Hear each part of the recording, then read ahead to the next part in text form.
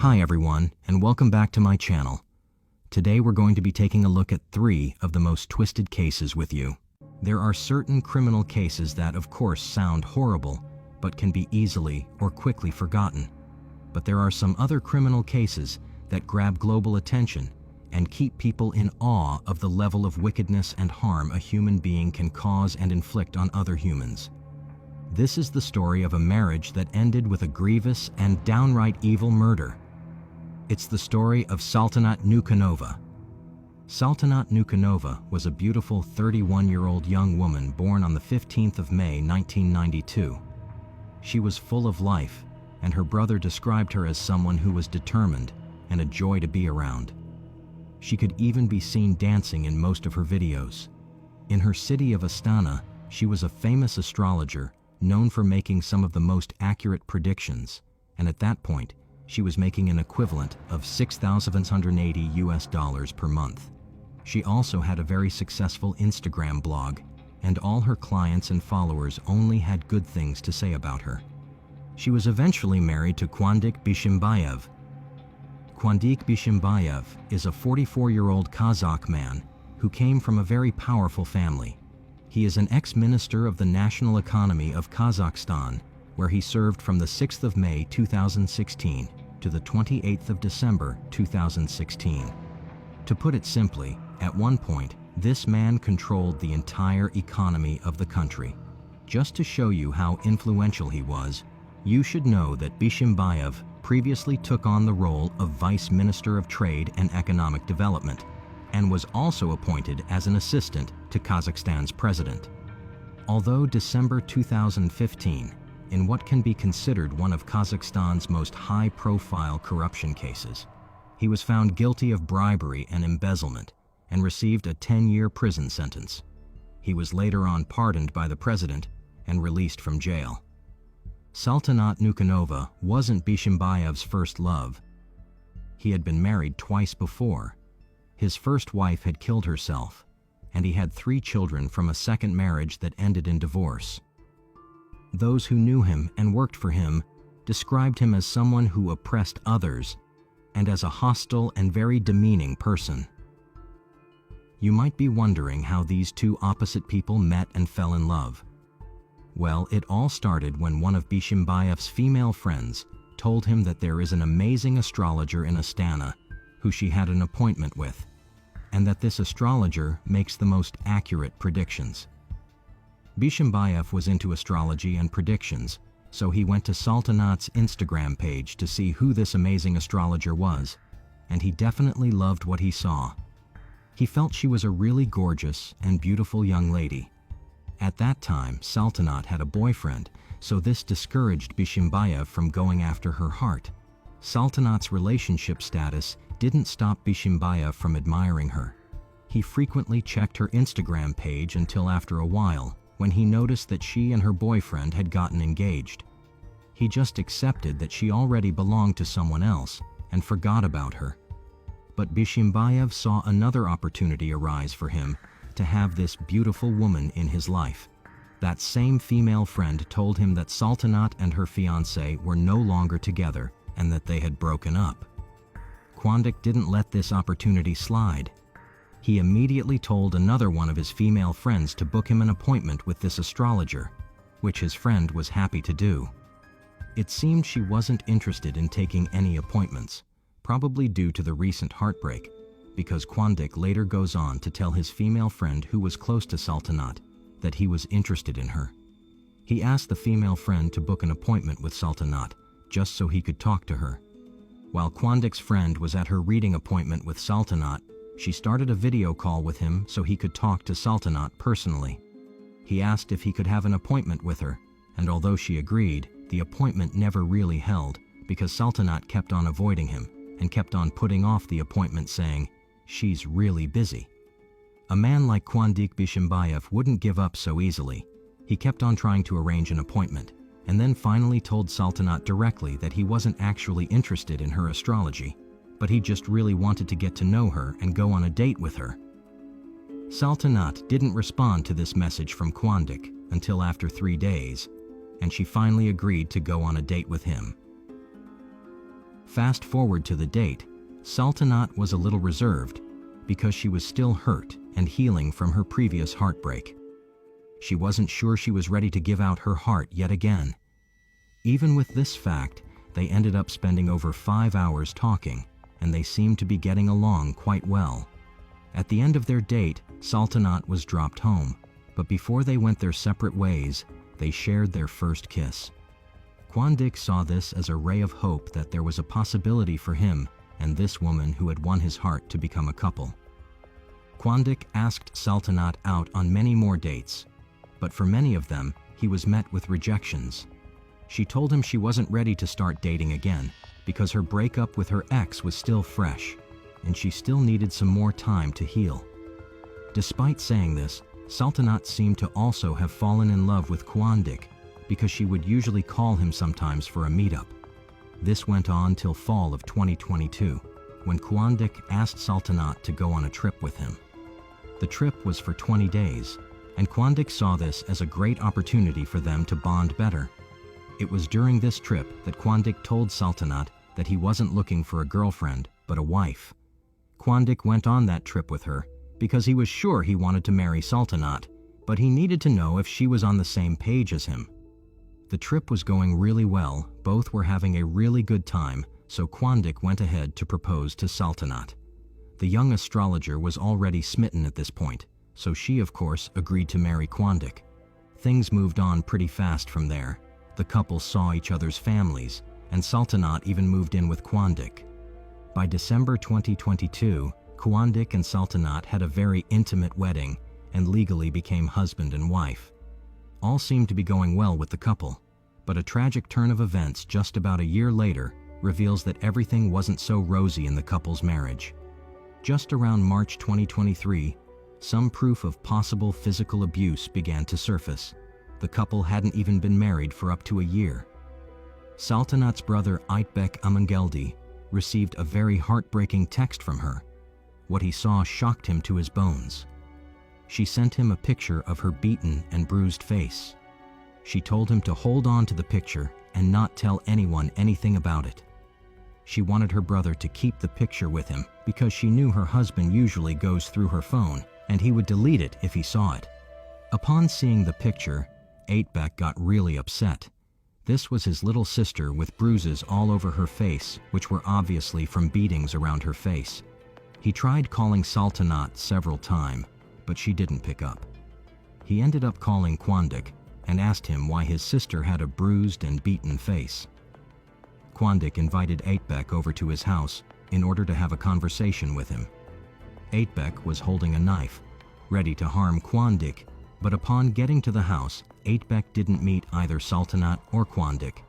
He instead met 2 of Quandic's children there. Aytbek tried to inquire from the children and find out where his sister and brother-in-law were, but the children also weren't aware of their location. Aytbek eventually called Quandic's mother to find out if she knew the whereabouts of Sultanat and her son. Quandic's mother suggested that Aytbek check Sultanat's apartment, which was just about an apartment away from Quandic's.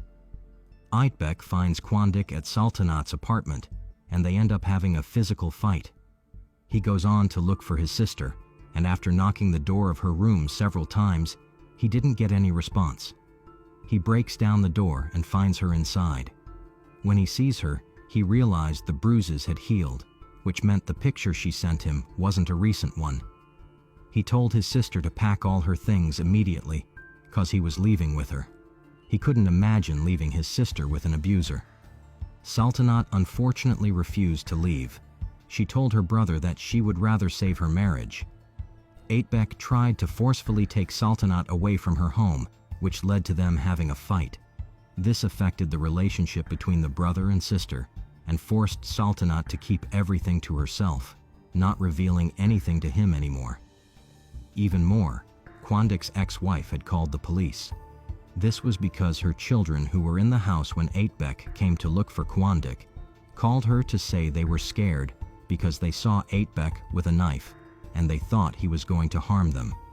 Quandic's ex-wife ensured the police issued Sultanat and her family a restraining order and stopped them from being around the kids. This really angered Sultanat, and further affected her relationship with her brother. She said she loved those kids and had already formed a bond with them, especially Kwandik's 10-year-old daughter. Saltanat was really upset with her brother Aitbek for causing a scene, and she was scared the entire situation would give Kwandik and his ex-wife more grounds to cause her pain. Aitbek still kept on trying to convince his sister, Saltanat, to leave her husband's house. He mentioned to her that Kwandik could end up killing her if she stayed with him, but she didn't listen and decided to fight for her marriage. Kwandik and Saltanat had several fights after that, but she still kept on going back to him. A letter was later on found during the investigation of the case where Saltanat wrote to Kwandik saying she was hurt by him for betraying her, and he didn't even apologize for his betrayal. The letter showed that Saltanat was being emotionally, psychologically, and physically abused in the relationship. Kwandik was cheating on her with different women, and wherever she tried to confront him, he would resort to beating her rather than taking responsibility. Eventually, Saltanat decided to leave Kwandik for good. She went back to her hometown and stayed for a while with her parents. Her parents were very supportive of her and encouraged her to leave if she felt the need to. They told her she could go ahead to get a divorce if the marriage wasn't working for her, and that she didn't need to feel embarrassed or guilty for her decision. Saltanat seemed to have received her parents' advice, and they thought she was actually going to divorce Kwandik, but they later found out through Saltanat's Instagram posts that she had gone back to make amends with her husband in Astana.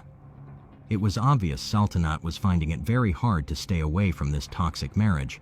She was in love with Kwandik and felt he would eventually change. On November 8, 2023, Saltanat told Kwandik that one of her friends got a concert ticket for them, and she'd really love to go for the concert.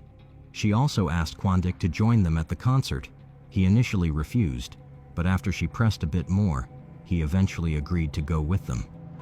Later that day, Saltanat was trying on some outfits for the concert, but she didn't have most of her clothes at Kwandik's apartment because she already packed them to her parents' house in her hometown. Kwandik offered that they go shop for more outfits, which she agreed to. They went out, and he bought her lots of clothes, particularly suits, because he said they looked good on her. After the shopping, Kwandik dropped Saltanat off at the restaurant his family owned. It was a restaurant across the street from the House of Ministries called BAU Restaurant, and it's known for its VIP rooms and karaoke. Kwandik dropped Saltanat off at the restaurant while she waited for her friend and prepared for the concert. They eventually went for the concert, but no one was sure what occurred there because the couple returned to the restaurant in a really flustered mood. It was later revealed that Kwandik was seen flirting with another woman right in front of Saltanat. He kissed the woman on the cheek and walked away with her. This led Saltanat to tears and made her decide that she would leave Kwandik for sure now. These were all witnessed by her friend, who attended the concert with her. After the concert, from the CCTV camera footage, the couple can be seen walking in for a late dinner at around 1 a.m. Saltanat can be seen on the CCTV camera wearing her big black puffer jacket, her pantsuit, and she's standing near one of the building entrances, resting back up against the wall with her purse just sitting on the ground. From her facial expression, you can tell she's very exhausted. Her husband is standing in front of her, and he, on the other hand, looks very energetic. His posture is upright, and he's standing right in front of her. He's holding a cigarette in one hand, and on the other one he's cupping his wife's face. Whoever passes by at this point might see this as a romantic gesture, but this is more of a controlling and predatory action. If you take a closer look at the camera footage, you'd notice that she was trying to look away, but he kept on forcing her to look at him.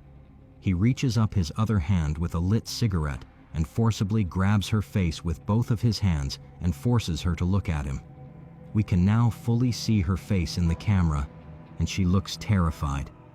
They were at this restaurant all night long, and another 6 hours later at 7:16 a.m. The CCTV camera captures the couple in the hallway. Saltanat is now completely naked, but she is wearing the same big black puffer jacket to cover her nudity.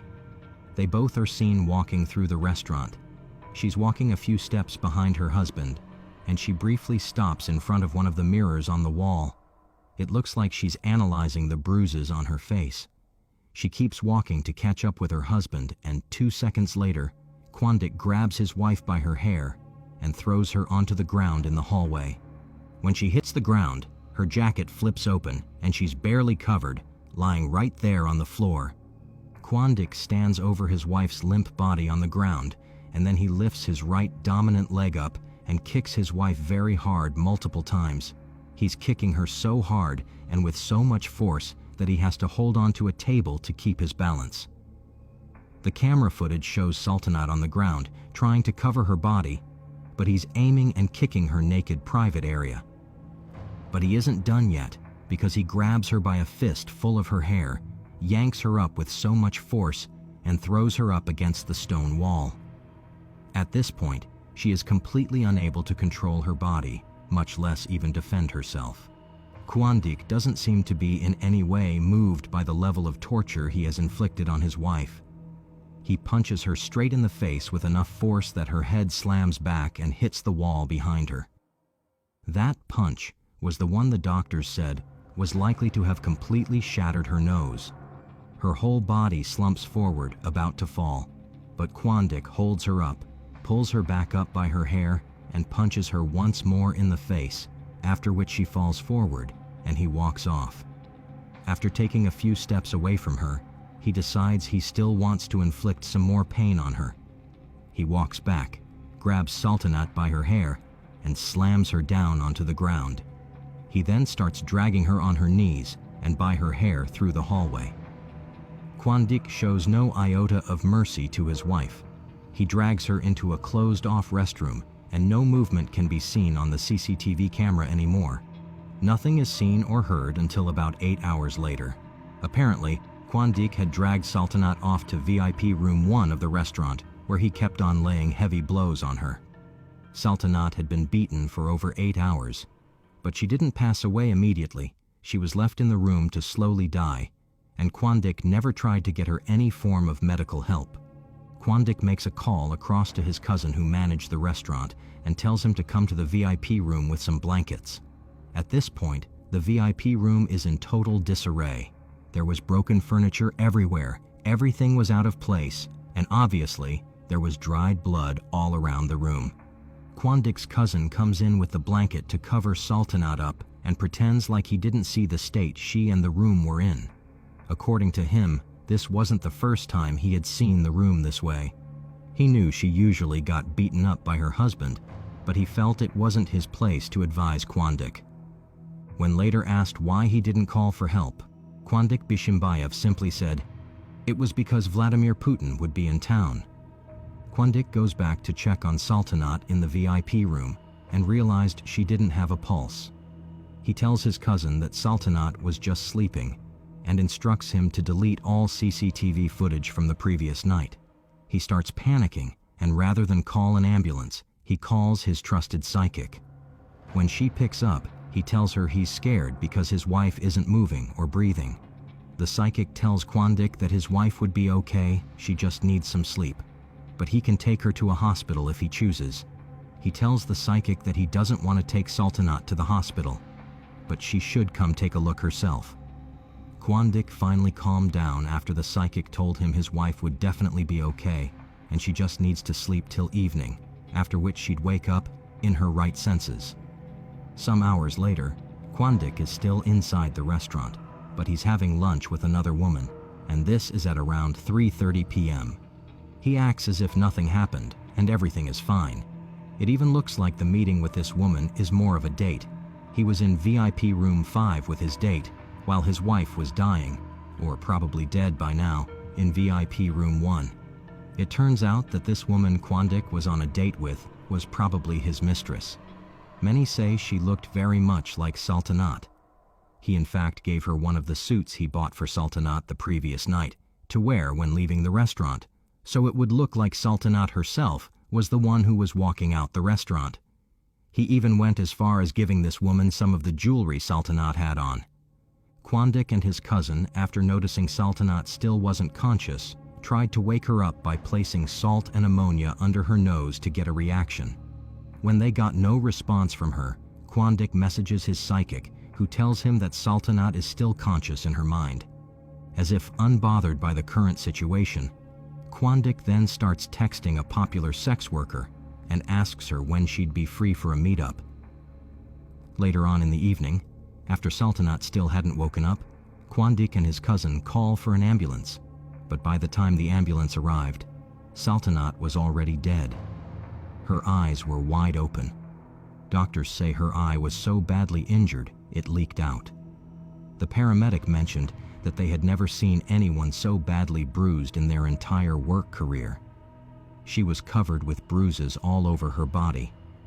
Forensic inspection also showed she still had bruises and brain trauma from various abuse in the past. Saltanat was found with deep lacerations in her skull and spine, with broken bones. But what shocked the doctors the most was that her brain showed physical trauma from months before now, which meant the physical abuse had been going on for a long time. Upon hearing the news, Saltanat's family was completely distraught. He brother rushed over to the scene, unsure of what condition his sister was in. When he realized she was dead, his heart sunk, and he broke down. He called his parents, and he could tell they had already heard the news because his mother was wailing in the background. Quandic Bishimbayev was arrested in the restaurant, but eyewitness said the police officers acted very friendly towards him, and some even supported his actions, saying his wife must have been at fault.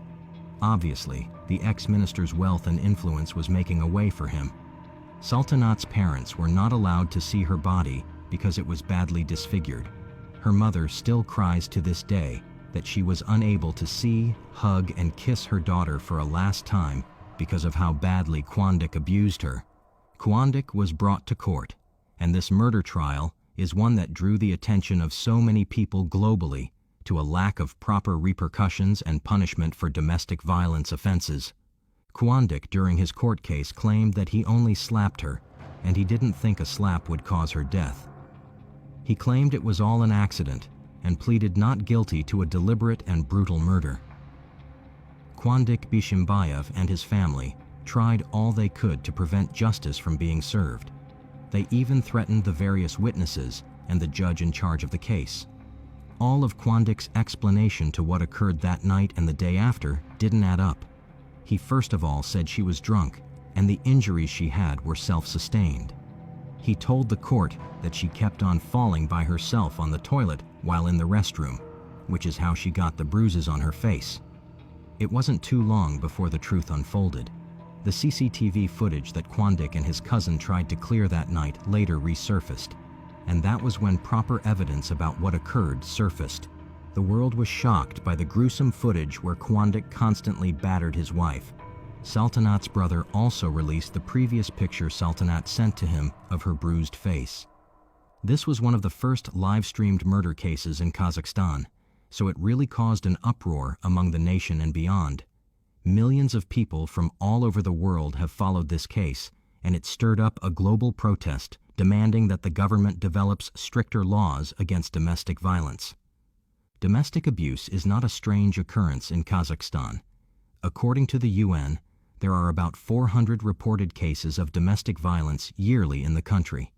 The protest and global uproar was successful because on April 15, 2024, the president of Kazakhstan signed a new law called the Saltanat's Law in honor of Saltanat, which stated that all cases of domestic violence must be properly investigated and, if found guilty, the offender must be punished by jail term.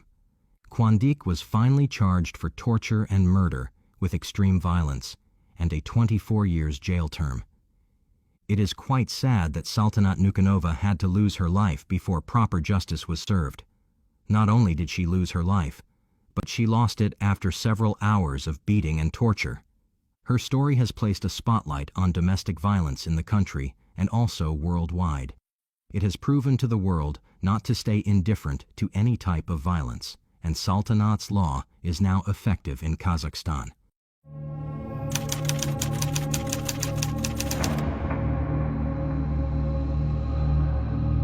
The The next case we will be looking at is the Candy family massacre. Try to imagine the absolute terror a 10-year-old boy would have experienced after waking up in the morning and coming out of his room, only to find everyone in his family dead. Everyone but him. His father, mother, and 3 older brothers are all lying in a pool of their blood. The story we'll be talking about today is so heartbreaking and frightening, and might leave you questioning if those whom you love the most are truly safe to be around. At this point, I just wish the nightmare would be over. I wish it was all a bad dream, and that we would wake up and that they would still be here. Jonathan Candy's family looked just like any other normal American family. Some people might even describe them as a fitting image for the all-American family next door. They were a family of 4 boys and 2 parents. Everything looked very normal in this family. No one would have ever expected anything strange was going on behind the closed doors of the Candy family's home. I had to see it for myself.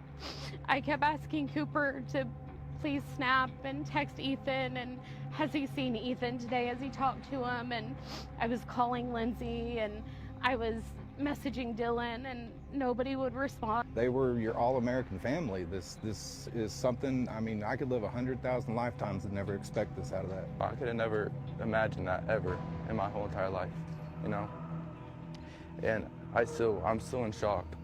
Even their neighbors who saw and interacted with them almost every day never would have suspected anything horrible was going on in the home of the Candy family, who lived at the end of the cul-de-sac. An interview with the couple back in 2022 about one of their favorite bakery in Yukon during one Discovering Oklahoma episode showed the couple to be a young, vibrant, and happy family. I come here twice a week in the morning just for their breakfast burritos, which are by far anything better than you can get around here. I love the carrot cake. I don't eat a lot of sweets, even with my last name, but I love the carrot cake. I like the cannoli. The cannoli are good. It's a tragedy that they are all gone now, leaving just the youngest son. The darkest part of this story isn't even the fact that they were all murdered. It would have been most likely easier and less painful for everyone to understand if a dangerous and armed man, or someone who just really wanted to hurt the family, broke in during the middle of the night and murdered them in cold blood. But no, that was not the case. The darkest part of this story is that the person who killed the wife and 3 children and also turned to kill himself is Jonathan Candy, and not any other person. The man who was meant to be the husband and father of the wife and children, and who was meant to support, love, and care for them, the same man that these people looked up to for safety, is the same very person who took away their lives. Him and his kids seemed like they always got along. He just was just a family man. I mean, I never expected this. We were just in total shock. Yeah. The kids were real friendly. Everybody here loved the kids. Swam here at his house regularly.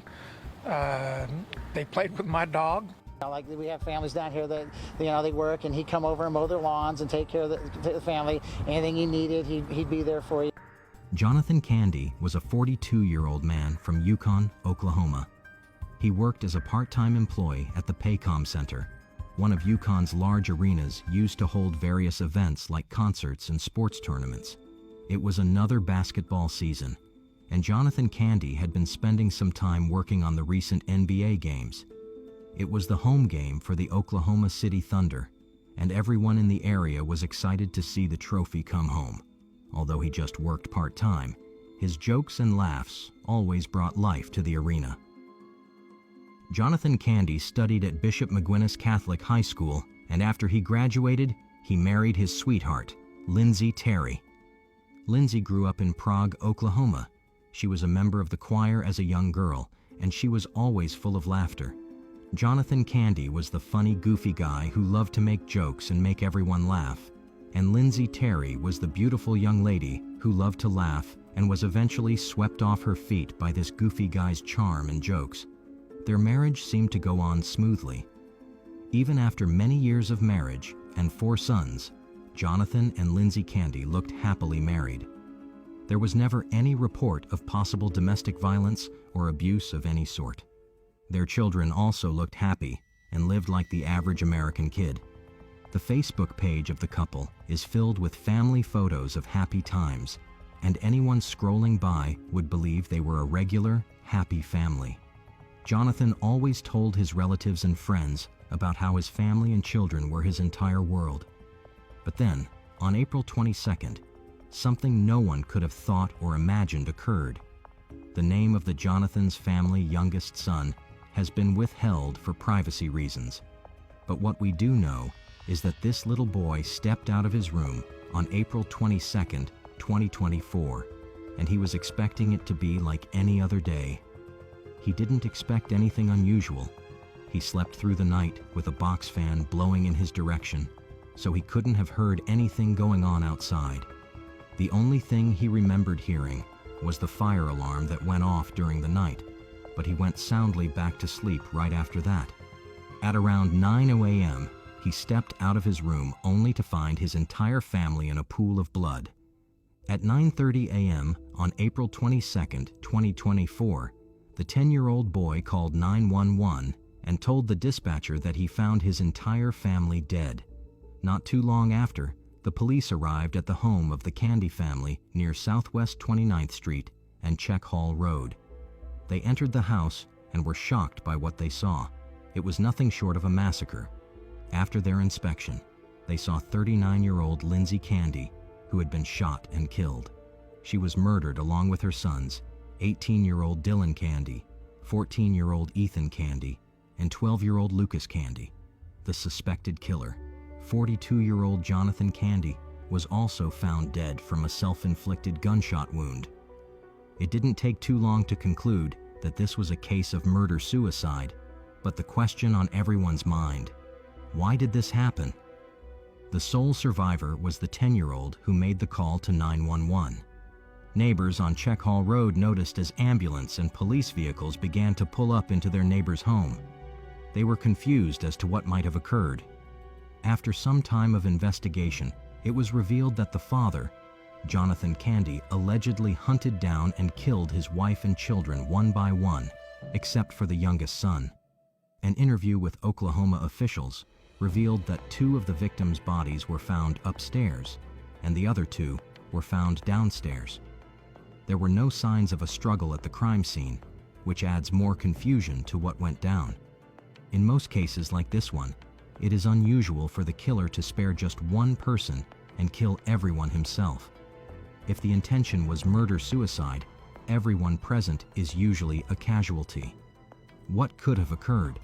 Why did Jonathan Candy decide to spare the youngest son? Is it possible he came to his senses last minute? Or did he have a special relationship with this child? Unfortunately, these questions might remain unanswered because there's no one to ask these questions to.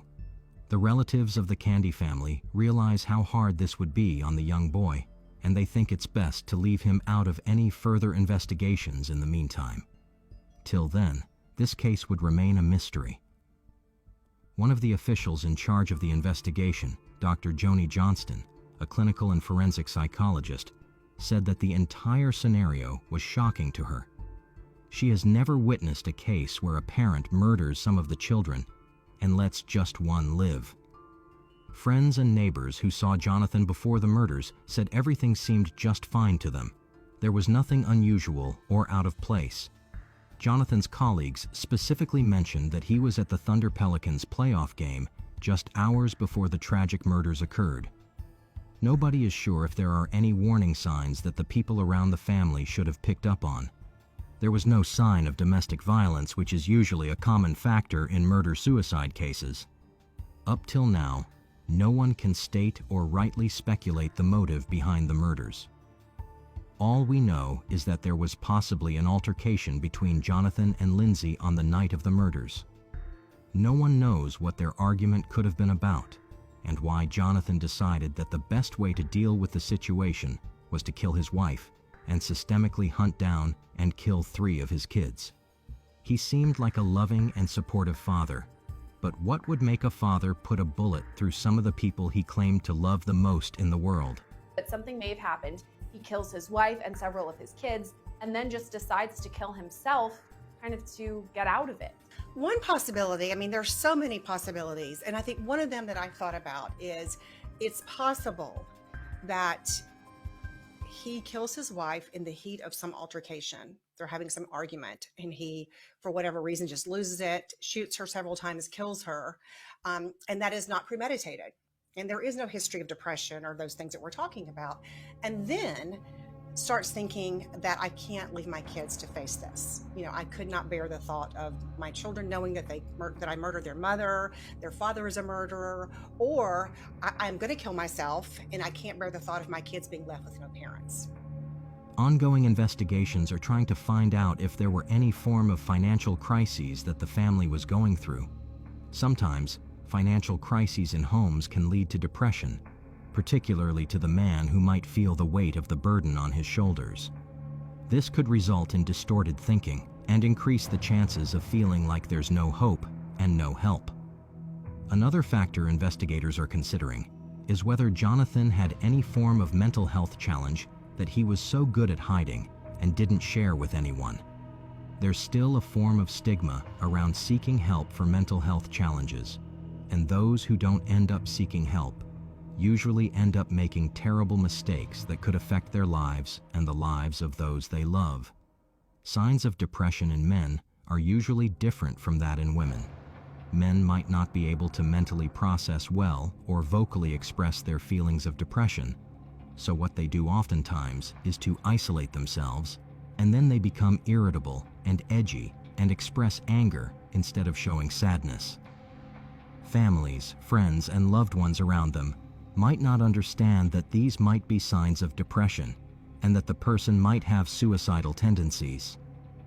It's quite unfortunate when people don't seek help for mental health issues on time because when they enter a certain stage of depression, they lose all hope in the world and believe the best thing they can do is kill themselves and take other people with them. The actual motive behind the murders is not known. So for now, this remains a mystery to everyone. On Lindsay Candy's Facebook page, one of her childhood friends, Connie Cruz, upon hearing the news, shared some details about the friendship between her and Lindsay.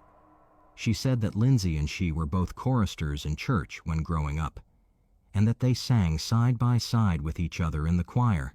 She also mentioned that she and Lindsay attended school together until they both graduated in 2002.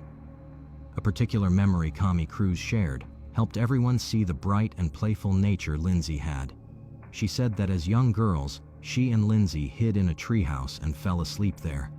Their parents couldn't find them, became worried, and called the police. At the end of the day, everyone laughed about the situation, stating how the girls gave them a fright of their lives, only to be found asleep in a treehouse. Cruz also mentioned that she and Lindsay had a friendship they could always pick up from where it left off. She stated how devastated she had been after hearing the news of the Candy family's death. She has been unable to imagine or process the entire thing. Cruz said on the Facebook page that Lindsay was so loved and special to many people. She specifically stated how fiercely loved Lindsay was by her boys, and how she brought laughter to every conversation, and the lives of her parents, her sister, and their girl group. Dylan Candy was the first son of Jonathan and Lindsay Candy. He was a social person who didn't find it hard to make friends, and it was obvious to everyone that he had a passion for drumming and music in general. Just last year, in May 2023, he graduated from Mustang High School. He loved playing in the marching band, and he attended Oklahoma Baptist University during the semester in fall to join the Bison Brigade. The Bison Brigade was OBU's marching band, and Dylan played their first bass drum. The director of athletic bands at OBU, Brian Stackhouse, mentioned that the only reason Dylan wasn't leading any section in the band was because he was a freshman, but he was placed in the position to play the complex first bass because he was good at playing in the band. Brian Stackhouse said Dylan was an amazing young man who had a big heart. He described Dylan as someone happy at all times and who was always friendly to everyone regardless of if he was having a rough day. He was an excellent example to his peers on what it means to dedicate yourself to the team, how to work through hard situations, how to persevere, keep on showing up, and give it your absolute best. Stackhouse recalled that a core memory he had of Dylan was during band camp when he was told that he had a solo in the drum line. Dylan was so happy that he couldn't sit in one place, and he just went on with his day with so much excitement. Dylan's bandmates were encouraged to support one another as they dealt with the devastating news of his death. Dylan's bass drum and uniform would be set up as a memorial display to honor him and his family. 14-year-old Ethan Candy was the second son of the Candy family. He was a 9th grade student at Mustang North Middle School, and everyone in school knew him as this active, athletic young boy who was good at baseball. Ethan's coach said he was a very energetic and committed player who had a natural talent for the game and always played with so much gladness and intensity. He said Ethan had an inspiring spirit and a smile that could lighten people's mood. His coach, T.J. Armstrong, was quite fond of Ethan. He was best friends with his son, and he believed he brought out the best in his son. He would usually call him Sweet Candy Man. Cooper Armstrong and Wyatt Livesey, Ethan's best friends, as well as his other friends, have been unable to fully process the loss of Ethan. A memorial bench is being set up at the Mustang Youth Sports Complex to honor his presence in their lives and the team. Lucas Candy was the youngest victim of the murders. He was 12 years old and was a student at Meadowbrook Intermediate. He was always seen playing around with the other young children during Ethan's soccer practice. He was full of life and was an active, smart kid. He would be remembered as a bright, joyful kid who loved to play outdoors and make new friends. One of the saddest parts of this tragic story is the fact that the youngest child and sole survivor of the Candy family would have to grow up knowing that his entire family was murdered by his father. At 10 years old, he's already set to face a future where he grows up without his immediate family. No dad, no mom, no siblings. In just one night, his entire life changed, and those whom he called family were no more. He might grow up needing closure of what happened, and sadly, might not be able to find an answer. This is a burden too heavy to be placed on a 10-year-old child with his entire future ahead of him.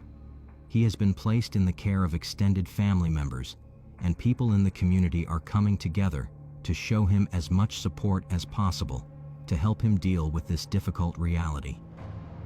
Social workers have been assigned to work closely with the family to make sure he receives every necessary emotional and psychological support. A GoFundMe has been set up for him, and people have been encouraged to give as much as they can to assist with his upkeep, education, and future needs. The support that has been received so far from the community has been very heartwarming and overwhelming, proving to the only surviving Candy son and their other family members that they are not alone in these painful times. No one ever saw this coming. This is one reason why the news is so shocking to those who knew the family. At the local station KF, Jonathan's family released a statement where they expressed how truly confused and devastated they were. They said they have so many questions they won't ever have answers to. One of Candy's family neighbors, 68-year-old Michael Burcham, said that it's hard for him to believe that his neighbors are no more and that he already misses them. Another neighbor, Brian Graham, mentioned how handy and helpful Jonathan was around the neighborhood. T.J. Armstrong, Ethan's coach, said he chooses to remember Jonathan Candy as that great guy he always knew him as. Someone who was always thankful and was always giving hugs. His wife, Rhonda Armstrong, who had known the Candy family for over 3 years, said that whenever she went to their house or they came over, she never could stop smiling and laughing. They could make her forget about her bad day at work or her life struggles the moment she saw their smiles. She said Lindsay was always at Ethan's baseball game, with the loudest cheer as they played the games. Everyone who knew them saw them as a kind, sweet, and happy family, which made the idea of what happened to them even harder to believe. Investigators are trying to do a thorough search to find clues of whatever might have led up to Jonathan's drastic actions. They are trying to examine his interactions with friends and family to identify any possibility of a poor mental state.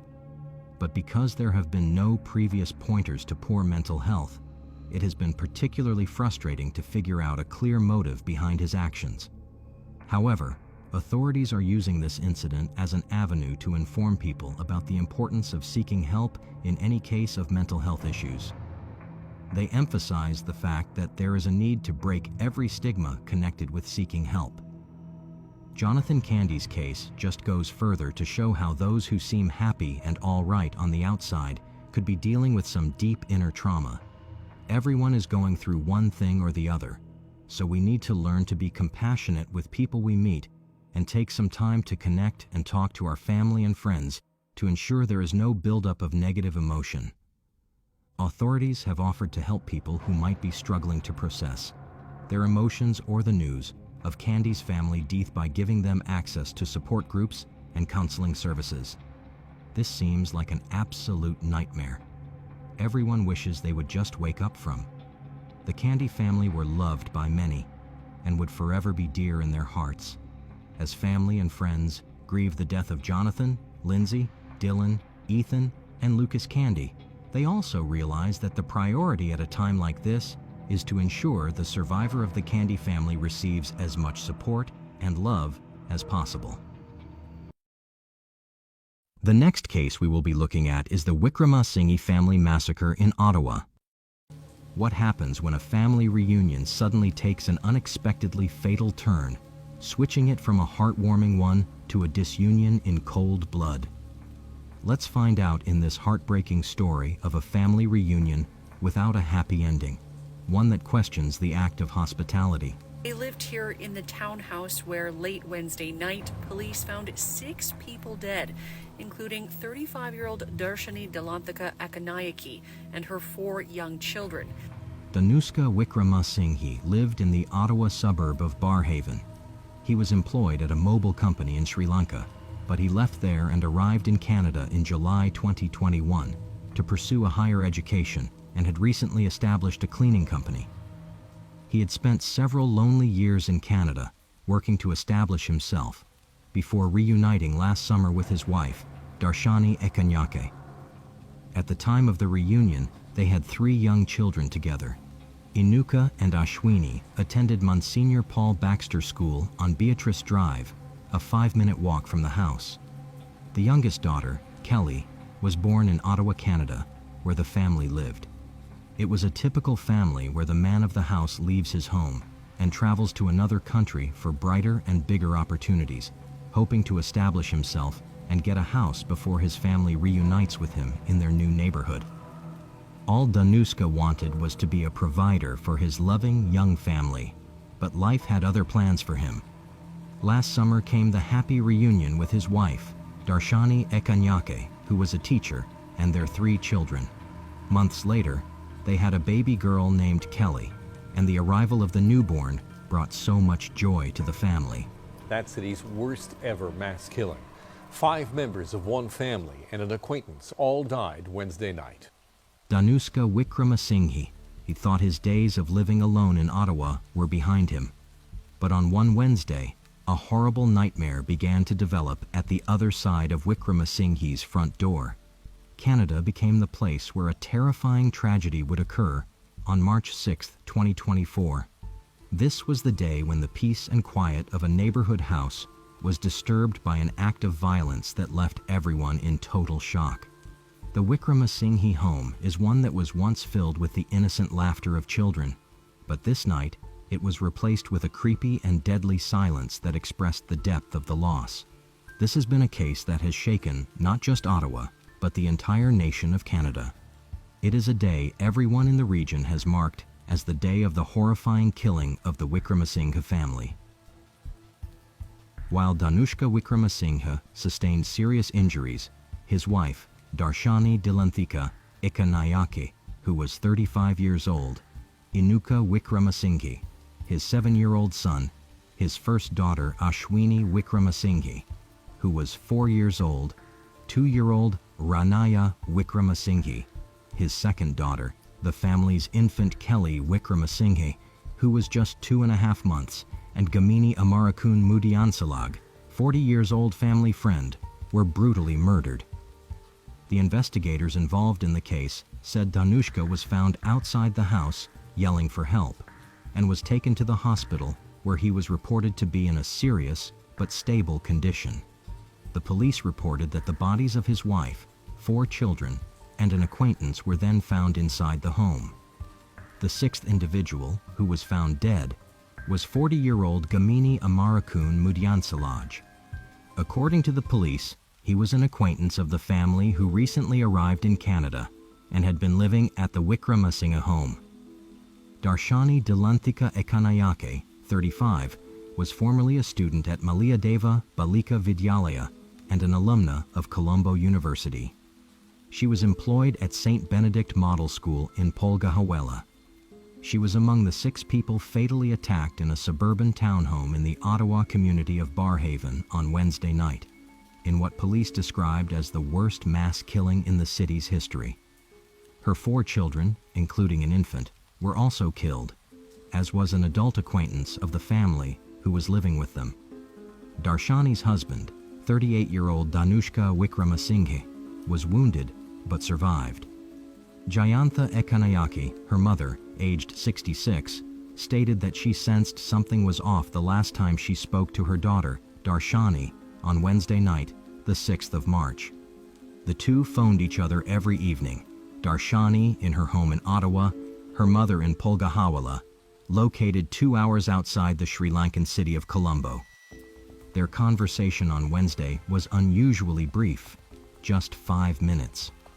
Ms. Ekanayake felt something was weighing on her daughter's mind, but they didn't speak about it.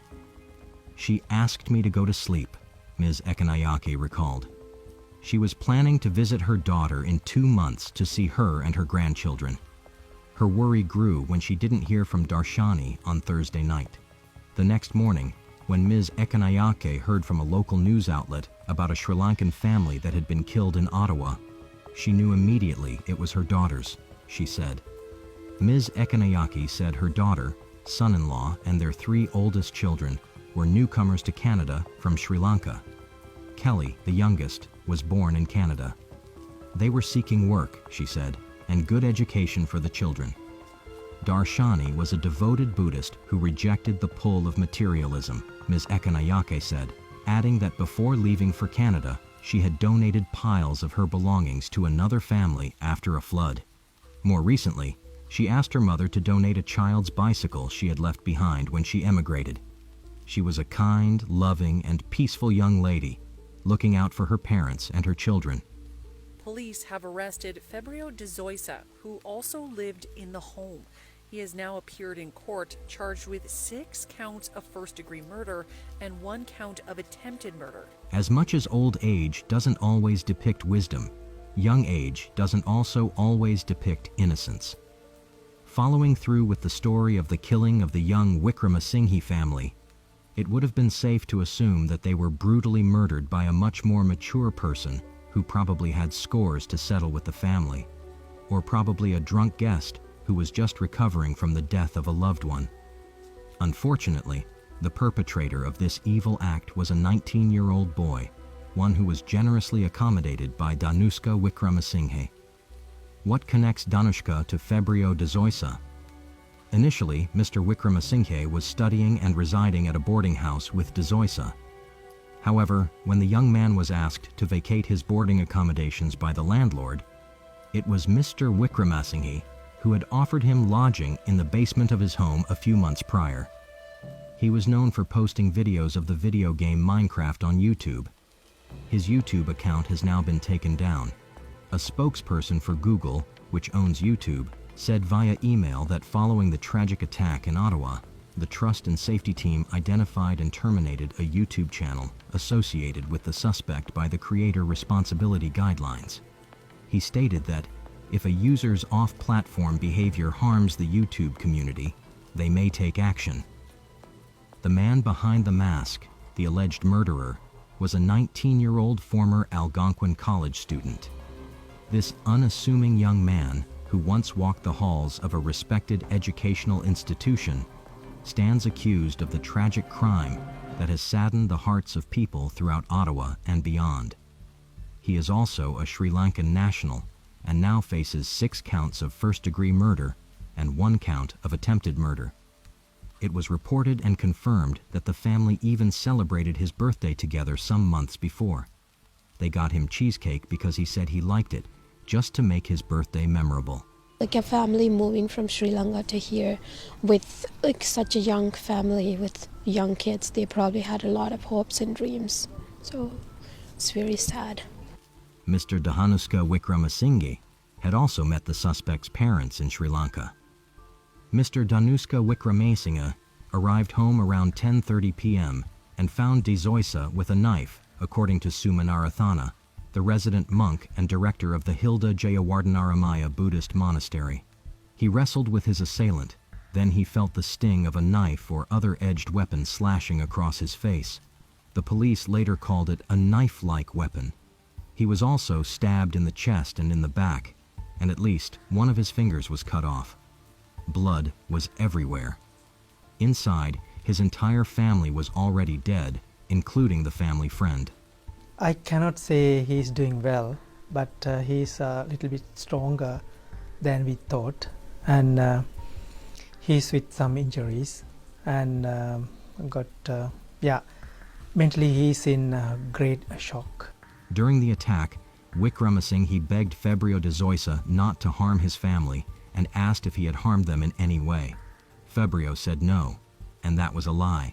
Wickramasinghe then discovered the bodies of his family, according to Sumanarathana, and locked himself in a room due to shock, fear, and deep worry. Later, he ran back outside, screaming, bleeding, inconsolable. Neighbors summoned the police, who arrived a few minutes later and subdued the attacker. The police arrived around 10:52 p.m., and De Zoysa was arrested shortly before 11 p.m. At 11:17 p.m., Ottawa police stated that day on social media that there was a police operation ongoing in the 300th block of Berrigan Drive and to avoid the area. On Thursday, March 7th, around 2:30 a.m., the Ottawa police said on social media that the OPS was on the scene of a homicide, with multiple victims confirmed deceased. They also stated that one additional person had been taken to an Ottawa area hospital with serious but non-life-threatening injuries.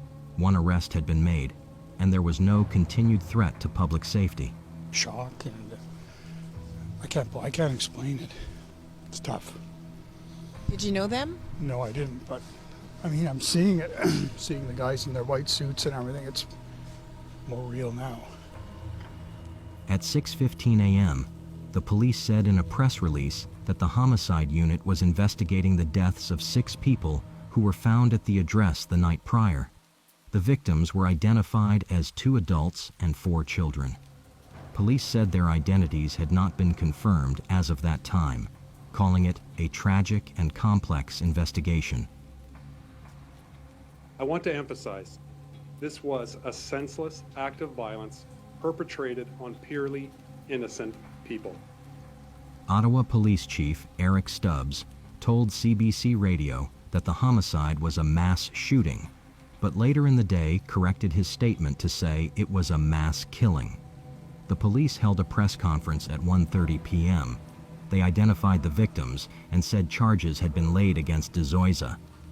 At the police press conference, Stubbs told the reporters that the police believe an edged weapon with sharp edges like a knife was used in the killings. While some murderers have motives behind their ruthless actions, others perform a senseless act of murder without reason and cause.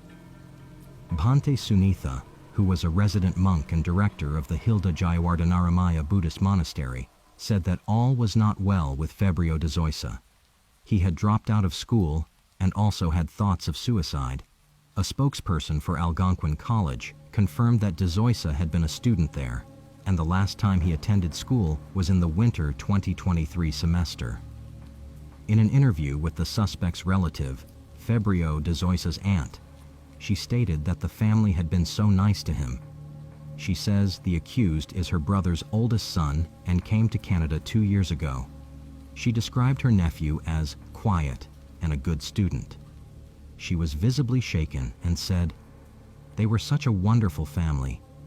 She confirmed that Wickramasinghe had been working to move his family from Sri Lanka to Ottawa and invited De Zoysa to live with him at the Berrigan Drive house once his family came over. She says De Zoysa stayed with relatives in Ottawa before moving in with the Wickramasinghe family, but also mentioned that he recently cut off his relatives. It's obvious that the Wickramasinghe family had been nothing but good to Febrio, so what then could have made him kill the entire family, leaving Mr. Wickramasinghe severely injured? Is there dirty linen yet to be unveiled? De Zoysa arrived in Canada 2 years ago. He lived with his aunt during his first month in the country, then later met Wickramasinghe at Algonquin. Then suddenly, he seemed to break off all contact with his relatives, blocking their phone numbers and social media accounts. He took actions that displayed his possible desire to remain in isolation, detaching himself from those who cared about him and from those who were the only family he had in Canada. While some established newspapers have relied on Canadian or international reporting for their coverage, there has also been original reporting in Sri Lanka, since Febrio lived most of his life and has his roots there. Journalists sought out family members connected to the victims. The killings have also produced various speculations about the motives of the accused, both on social media and on some news websites. Baseless rumors have floated theories blaming everything from video games to visa issues to mystical elements and superstitions, such as the Great Curse. None of the charges against De Zoysa have been proven, and the court has not had any evidence surrounding the circumstances of the crimes. To date, police have yet to identify a possible motive. The family's landlord had been dropping off luggage at the airport, en route to what he hoped would be a relaxing vacation with his family in Mexico when he got a call from the police. What they told him was unimaginable. 6 people dead at the Ottawa townhome he rents out, including 4 young children. Harpreet Chabra, the property owner of the home, told Global News when he was reached by phone on a Friday that he did not know or have a clue that the couple had recently had a new baby and that the accused killer lived there. He claimed not to even know Febrio De Zoysa at all because he had leased out only to the family, and he didn't know that they had accommodated an additional person to live with them. Chabra is an Ottawa mortgage agent who rented out the property on Berrigan Drive in Barhaven to a family who had recently come to Canada from Sri Lanka. Chabra says he did not know Ghani Amarakun was living in the house either. According to the property owner, the Wickramasinghe family moved into the Barhaven home last summer.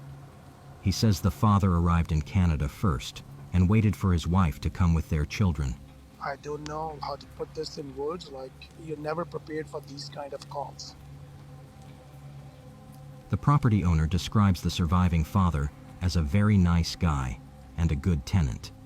He said he was the kind of tenant who always paid his rent on time and also took good care of the house. He added and expressed his disbelief towards the terrible and unfortunate occurrence in the family.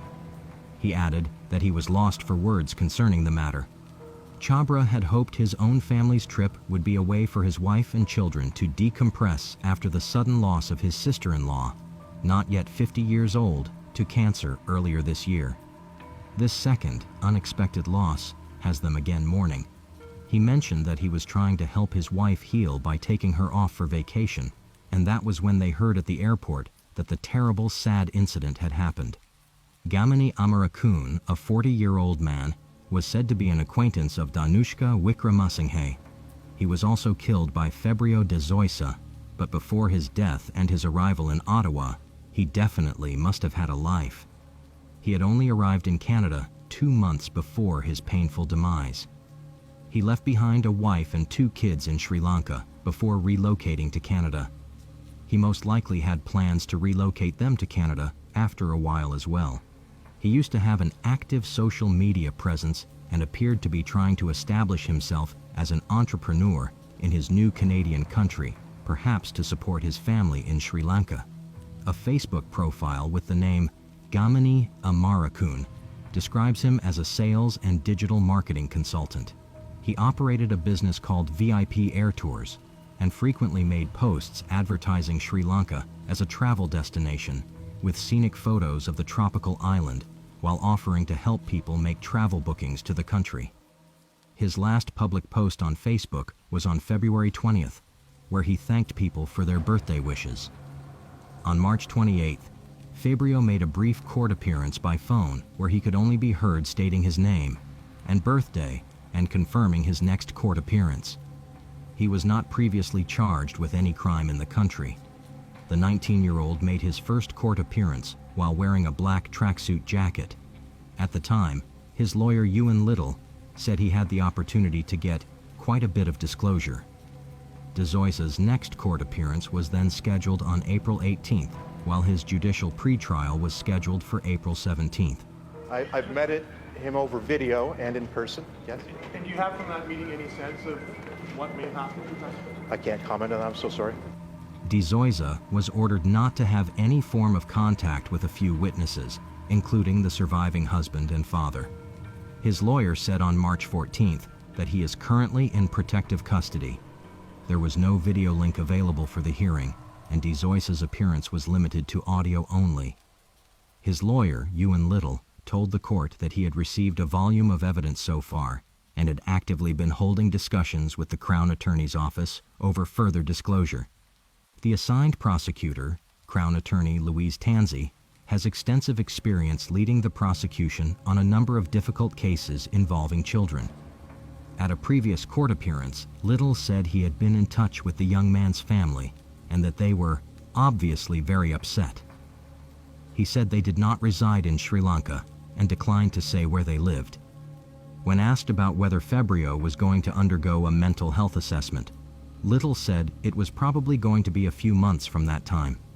He declined to comment on Fabrio de Zoysa's mental state, saying he had only met with him over a video and not in person.